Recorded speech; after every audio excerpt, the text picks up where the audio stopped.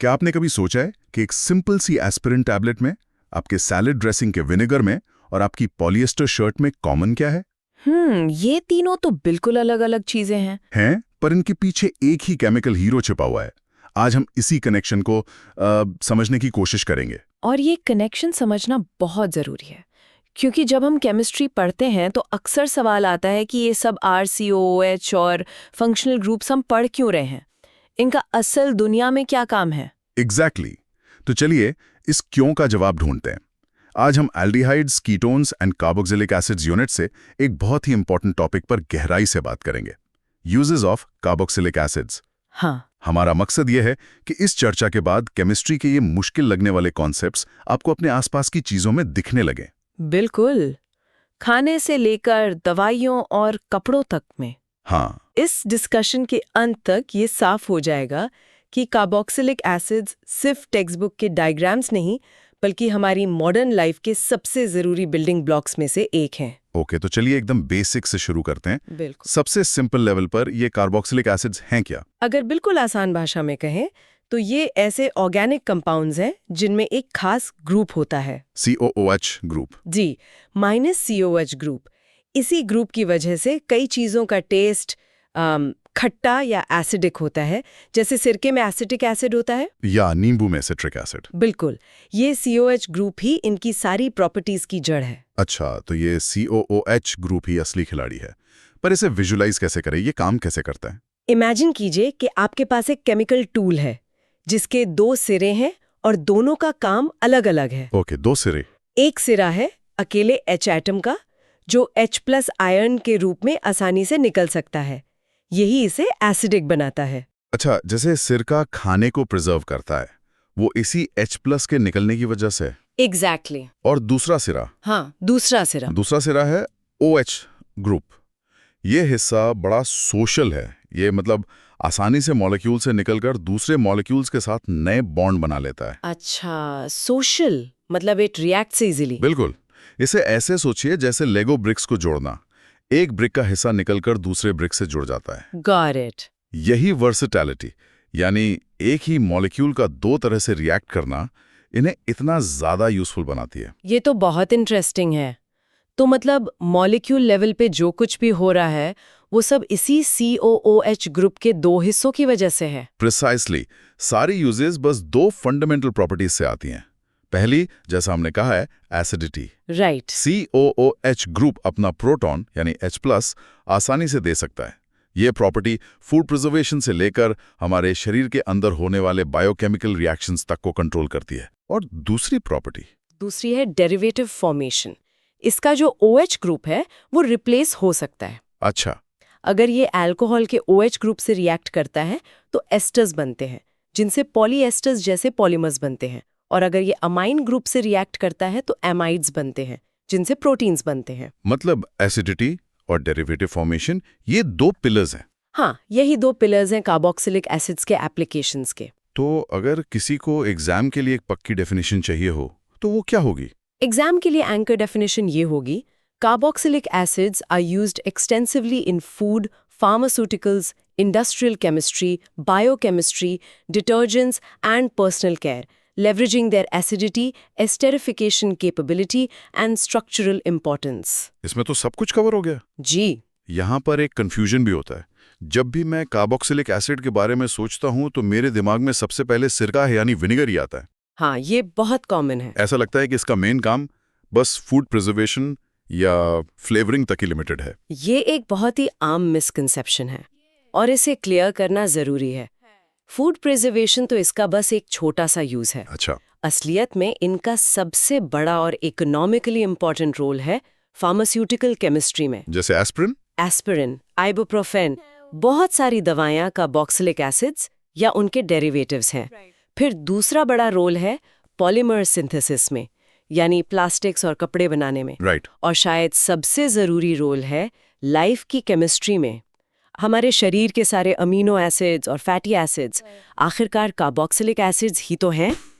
वाह, ये तो पूरा पर्सपेक्टिव ही बदल देता है। मतलब ये सिर्फ किचन तक सीमित नहीं है। बिल्कुल नहीं। इनकी वर्सेटैलिटी को समझने के लिए कोई अच्छी एनालॉजी है? बिल्कुल। सबसे अच्छी एनालॉजी है एक मल्टी टूल पॉकेट नाइफ की। Multi tool pocket knife, okay. सोचिए एक ही टूल है पर उसमें एक नाइफ भी है, एक स्क्रू ड्राइवर भी है और एक कैन ओपनर भी। टूल एक काम अनेक। कार्बोक्सिलिक एसिड का COOH ग्रुप भी बिल्कुल ऐसा ही है। अच्छा, ये एनोलॉजी इंटरेस्टिंग है। इसे कॉन्सेप्ट से कैसे मैप करेंगे? देखिए, COOH ग्रुप की एसिडिटी जो H+ देती है वो कैन ओपनर की तरह है जो फूड को बैक्टीरिया से बचाकर प्रिजर्व करती है। ओके। इसका एस्टर बनाने का फंक्शन जहां OH ग्रुप निकलता है वो स्क्रू ड्राइवर की तरह है जो छोटे छोटे मॉलिक्यूल्स को जोड़कर पॉलीमर की लंबी चेन्स बनाता है, जैसे पॉलिएस्टर। हाँ। और इसका सॉल्ट बनाने का फंक्शन जहां H+ निकलकर सोडियम या पोटेशियम जुड़ जाता है वो ब्लेड की तरह है। जो फैटी एसिड्स को काटकर सोप्स बनाता है। एग्जैक्टली आपने बिल्कुल सही पकड़ा। एक ही फंक्शनल ग्रुप पर कॉन्टेक्स्ट बदलते ही काम बदल जाता है। ये कमाल की एनालॉजी है, इससे चीजें बहुत क्लियर हो जाती हैं। लेकिन इस कॉन्सेप्ट की जरूरत ही क्यों पड़ी? मतलब कार्बोक्सिलिक एसिड्स को एक अलग फैमिली की तरह पढ़ने का पर्पस क्या है? बहुत अच्छा सवाल है। देखिए, केमिस्ट्री में हम पैटर्न्स ढूंढते हैं। वैज्ञानिकों ने देखा कि बहुत सारे नेचुरल और सिंथेटिक कंपाउंड्स हैं जो एक जैसा बिहेव करते हैं। ओके। वो एसिडिक हैं, वो अल्कोहल्स के साथ एक खास तरीके से रिएक्ट करते हैं। जब उन्होंने इनके स्ट्रक्चर को स्टडी किया तो पाया कि इन सब में एक चीज कॉमन है। COOH group. जी, COOH ग्रुप। तो इस ग्रुप को एक फंक्शनल ग्रुप की पहचान देने से हम लाखों कंपाउंड्स के बिहेवियर को प्रिडिक्ट कर सकते हैं। ये केमिस्ट्री को ऑर्गेनाइज करने का एक तरीका है। समझ गया। तो ये a kind of chemical shortcut है टू अंडरस्टैंड प्रॉपर्टीज? बिल्कुल। चलिए अब इन सब आइडियाज को एक साथ जोड़कर देखते हैं। एक मेंटल मूवी बनाते हैं सुबह से शाम तक की।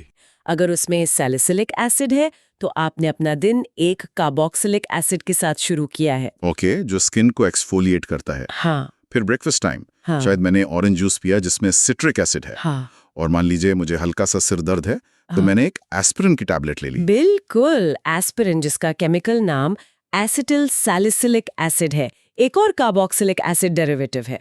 अब दिन में चलते हैं। आप जो कपड़े पहने हैं अगर वो पॉलिएस्टर है तो वो टेराफ्थलिक एसिड से बने हैं। जिस पानी की बोतल से आप पानी पी रहे हैं अगर वो PET बोतल है तो वो भी टेराफ्थलिक एसिड से बनी है। और फैक्ट्री में एडिपिक एसिड का इस्तेमाल करके नायलॉन के धागे बन रहे हैं जिनसे कार के टायर से लेकर कार्पेट्स तक सब कुछ बनता है। वाओ। और किसी फार्मर लैब में वैज्ञानिक एक नई लाइफ सेविंग ड्रग बना रहे हैं जिसका एक इम्पॉर्टेंट इंटरमीडिएट मॉलिक्यूल एक कॉम्प्लेक्स कार्बोक्सिलिक एसिड है। और फिर शाम को घर वापस आके शाम को आप साबुन से हाथ धोते हैं या नहाते हैं? सोप क्या है? वो फैटी एसिड्स के सॉल्ट्स हैं। बिल्कुल, लॉन्ग चेन फैटी एसिड्स जो खुद कार्बोक्सिलिक एसिड्स हैं उनके सोडियम या पोटेशियम सॉल्ट्स हैं। फिर रात के खाने में आपने सैलेड खाया जिसमें विनेगर ड्रेसिंग है, यानी एसिटिक एसिड। हाँ, तो सुबह उठने से लेकर रात को सोने तक ये मॉलिक्यूल्स हमारी लाइफ में हर जगह हर पल साइलेंटली अपना काम कर रहे हैं। ये मेंटल मूवी तो कमाल की थी। इससे पूरा स्कोप समझ में आ गया। चलिए अब कुछ स्पेसिफिक एग्जाम्पल्स के पीछे की साइंस को समझते हैं। आपने एस्पिरिन का जिक्र किया। जी। जब हम एस्पिरिन लेते हैं तो वो दर्द कैसे कम करती है? इसमें कार्बोक्सिलिक एसिड ग्रुप का क्या रोल है? देखिए, जब एस्पिरिन की टैबलेट हमारे पेट में जाके घुलती है तो वो सॉल्यूशन को थोड़ा एसिडिक बना देती है, पर इसका असली काम बॉडी के अंदर होता है। ओके। हमारे शरीर में दर्द और सूजन के सिग्नल्स कुछ खास एंजाइम्स भेजते हैं जिन्हें कॉक्स एंजाइम्स कहते हैं। एस्पिरिन का मॉलिक्यूल अपने कार्बोक्सिलिक एसिड डेरिवेटिव ग्रुप की वजह से जाकर इन एंजाइम्स के एक्टिव साइट को ब्लॉक कर देता है। मतलब ये एक तरह से ताले में गलत चाबी लगाने जैसा है। एग्जैक्टली। ये उस एंजाइम को अपना काम करने से रोक देता है जिससे पेन सिग्नल्स ब्रेन तक नहीं पहुंच पाते और हमें रिलीफ मिलता है। हाँ। तो एक सिंपल टैबलेट का पेन रिलीफ इफेक्ट उसके अंदर के कार्बोक्सिलिक एसिड ग्रुप की स्पेसिफिक केमिकल रिएक्टिविटी पर पूरी तरह से डिपेंडेंट है। बिल्कुल। ये तो मेडिसिन की बात हुई। अब उस एग्जाम्पल पर आते हैं जो मुझे सबसे ज्यादा हैरान करता है, पॉलिएस्टर। एक खट्टी चीज और एक कपड़े के धागे में COOH ग्रुप एक जैसा काम कैसे कर सकता है? ये एक शानदार सवाल है क्योंकि ये कार्बोक्सिलिक एसिड्स की वर्सेटाइलिटी को दिखाता है। विनेगर में एसिड अपना H+ देकर काम करता है। Right, acidity. लेकिन पॉलिएस्टर बनाने में एसिड का OH ग्रुप काम आता है। पॉलिएस्टर बनाने के लिए हमें 2 मेन इंग्रेडिएंट्स चाहिए, एक टेरिप्थैलिक एसिड और दूसरा इथिलीन ग्लाइकॉल जो एक तरह का अल्कोहल है। एक मिनट, आपने कहा टेरिफ्थैलिक एसिड, ये नॉर्मल कार्बोक्सिलिक एसिड से अलग कैसे है? बहुत ही शार्प ऑब्जर्वेशन। टेरिफ्थैलिक एसिड एक डाई कार्बोक्सिलिक एसिड है। डाई कार्बोक्सिलिक, डाई मतलब दो। हाँ, डाई का मतलब होता है दो। इसका मतलब है कि इस मॉलिक्यूल में एक नहीं बल्कि दो कार्बोक्सिलिक ग्रुप्स होते हैं, मॉलिक्यूल के दोनों सिरों पर एक एक। अच्छा, तो इसके दोनों हाथ काम कर सकते हैं? प्रिसाइसली। अब रिएक्शन में क्या होता है, टेरिफ्थैलिक एसिड का एक कार्बोक्सिलिक ग्रुप इथिलीन ग्लाइकॉल के OH ग्रुप से रिएक्ट करता है। इसमें से एक पानी का मॉलिक्यूल निकल जाता है और दोनों मॉलिक्यूल्स के बीच एक एस्टर बॉन्ड बन जाता है, ओके। बनती जाती है। हाँ, लाखों मॉलिक्यूल्स ऐसे जुड़ते जाते हैं, एसिड अल्कोहल, और एक बहुत लंबी मजबूत पॉलीमर चेन बन जाती है। इसी चेन को हम पॉलीएस्टर कहते हैं। तो मेरी शर्ट का धागा असल में लाखों एस्टर बॉन्ड से बनी एक केमिकल चेन है। इनक्रेडिबल। और यहाँ एक और इंटरेस्टिंग कॉन्ट्रास्ट है। पॉलीएस्टर बनाने में COH ग्रुप एक अल्कोहल से रिएक्ट करता है, लेकिन अगर हम पार्टनर बदल दें, मतलब अल्कोहल की जगह एक ऐसा मॉलिक्यूल लें जिसके दोनों सिरों पर अमाइन ग्रुप हो, जैसे हेक्सामेथिलीन डायोमीन, और एसिड के तौर पर एडिपिक एसिड लें, तो प्रोडक्ट बिल्कुल बदल जाता है। तो क्या बनता है? तब एस्टर बॉन्ड नहीं बल्कि अमाइड बॉन्ड बनता है, और इन अमाइड बॉन्ड्स की लंबी चेन को हम नायलॉन कहते हैं। वाओ! तो फंक्शनल ग्रुप वही है, डाइकार्बोक्सिलिक एसिड, पर पार्टनर बदलने से प्रोडक्ट पॉलीएस्टर से नायलॉन हो गया। जी, ये दिखाता है कि ये कितने वर्सेटाइल बिल्डिंग ब्लॉक्स हैं। ये तो सच में काउंटर इंट्यूटिव है। हम सोचते हैं कि कार्बोक्सिलिक एसिड्स मतलब सिरका जैसी सिंपल लो टेक चीजें। यू माइट थिंक कि ये बस किचन की चीजें हैं, बट एक्चुअली ये मॉडर्न हाईटेक मटेरियल्स और लाइफ सेविंग ड्रग्स की रीढ़ की हड्डी हैं। रियली? टेरिफ्थैलिक एसिड से बनने वाला पॉलीएस्टर दुनिया का सबसे ज्यादा प्रोड्यूस होने वाला सिंथेटिक फाइबर है। एडिपिक एसिड से बनने वाला नायलॉन कार पार्ट से लेकर पैराशूट्स तक में यूज होता है। यहाँ तक कि बायोडीजल फ्यूल भी फैटी एसिड्स के एस्टर्स से बनता है। तो इनका economic impact simple food preservation से कहीं ज्यादा बड़ा है? बहुत ज्यादा। ओके, ये डिस्कशन बहुत ही इंसाइटफुल रहा है। अब मान लीजिए कोई स्टूडेंट एग्जाम के लिए तैयारी कर रहा है, तो इस पूरी बातचीत से वो कौन से की पॉइंट्स हैं जो उसे बिल्कुल नहीं भूलने चाहिए? बिल्कुल एग्जाम पॉइंट ऑफ व्यू से कुछ बातें गांठ बांध लेनी चाहिए। सबसे पहली बात, many pharmaceutical drugs are carboxylic acids or their derivatives. Right, aspirin और आइबुप्रोफेन। हाँ, ये लाइन हमेशा याद रखें। ओके। और पॉलीमर्स के बारे में? दूसरी और बहुत इंपॉर्टेंट बात, डाइकार्बोक्सिलिक एसिड्स पॉलीमर्स बनाने के लिए यूज होते हैं। इसमें दो पेयर्स हैं जो अक्सर पूछे जाते हैं। कौन से? एडिपिक एसिड से नायलॉन बनता है और टेरिफ्थैलिक एसिड से पॉलीएस्टर बनता है। ये मैचिंग आने के हाई चांसेस होते हैं। Okay, two pairs to remember. Adipic acid for nylon, terephthalic acid for polyester. अब बायोकेमिस्ट्री के कनेक्शन पर आते हैं। हाँ, ये तीसरा और सबसे फंडामेंटल पॉइंट है। All amino acids contain a carboxylic acid group minus COOH. Right. असल में एक अमीनो एसिड का COOH ग्रुप दूसरे अमीनो एसिड के अमीनो ग्रुप से रिएक्ट करके एक पेप्टाइड बॉन्ड बनाता है। लाखों पेप्टाइड बॉन्ड्स की यही चेन प्रोटीन है। तो लाइफ की पूरी मशीनरी, हमारे मसल्स, हेयर, एंजाइम्स, सब कुछ इसी एक रिएक्शन पे टिकी है। बिल्कुल, जो कार्बोक्सिलिक एसिड्स के बिना पॉसिबल ही नहीं है। Wow! So life itself is powered by carboxylic acid chemistry. और चौथा पॉइंट? चौथा पॉइंट हमारे घर से जुड़ा है। सोप्स और detergents long chain carboxylic acids, जिन्हें फैटी एसिड्स कहते हैं, के सोडियम या पोटेशियम सॉल्ट्स होते हैं। Right, the cleansing action. हाँ, वो क्लिनजिंग एक्शन भी एक इम्पॉर्टेंट एप्लीकेशन है। तो ये 4 पॉइंट्स फार्मा, पॉलीमर्स, प्रोटीन्स और सोप्स कोर एप्लीकेशंस हैं। फैंटास्टिक। तो चलिए आज की इस गहरी बातचीत को क्विकली समराइज करते हैं। जरूर। आज हमने देखा कि कार्बोक्सिलिक एसिड्स का कोर आइडिया उनके COOH फंक्शनल ग्रुप में छिपा है, जो उन्हें एसिडिटी भी देता है और डेरिवेटिव्स बनाने की कैपेबिलिटी भी। हमने इसे समझने के लिए एक मल्टी टूल पॉकेट नाइफ की एनालॉजी का इस्तेमाल किया।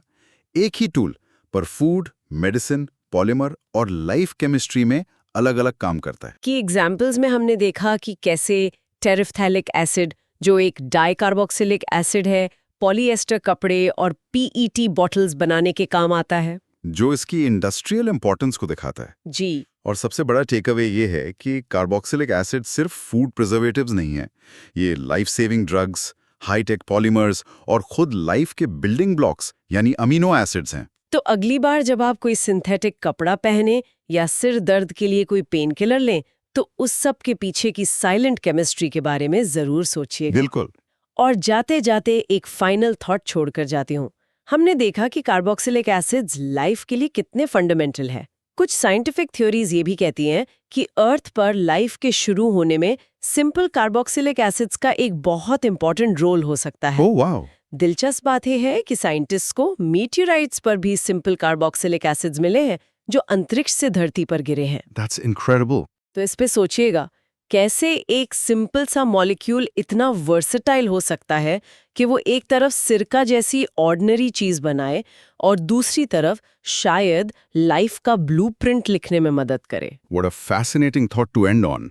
चलिए इसी दमदार आइडिया के साथ आज की ये चर्चा यहीं खत्म करते हैं।